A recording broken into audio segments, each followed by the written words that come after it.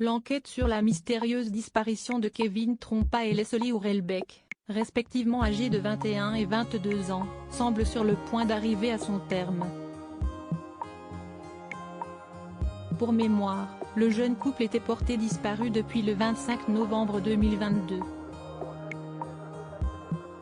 Ce jour-là, ils avaient passé la soirée à Praek, une commune de 2000 habitants située à proximité de Niort, dans le département des Deux-Sèvres. Après plus de 3 mois d'enquête, les autorités ont découvert 2 corps, qui ont malheureusement été identifiés comme étant ceux de Kevin Trompa et Leslie Hurlbeck.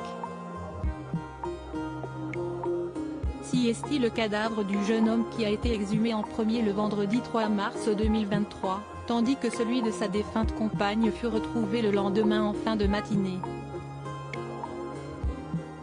Le corps de Kevin a été découvert sur le territoire de Puyraveau, une commune jouxte Virson, alors que celui de Leslie a été retrouvé dans un bois de ce village comptant 700 habitants, situé non loin de Surgères en Charente-Maritime.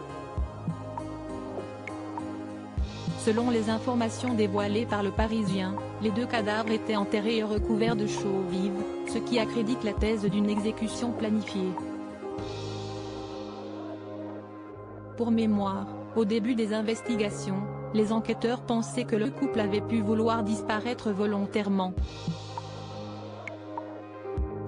Des vérifications avaient alors été effectuées à travers la France, et même au Portugal. Cependant, les autorités ont rapidement privilégié la piste criminelle, en raison de plusieurs indices validant cette hypothèse.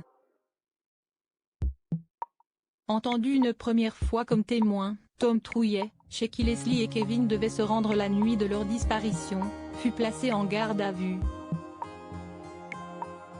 Décrit comme gentil, serviable et un peu nounours, ce jeune homme âgé de seulement 22 ans a été mis en examen pour enlèvement et séquestration, avant d'être placé en détention provisoire. Par la suite, les enquêteurs ont aussi placé en garde à vue une connaissance de Tom Trouillet, Nathan Badji.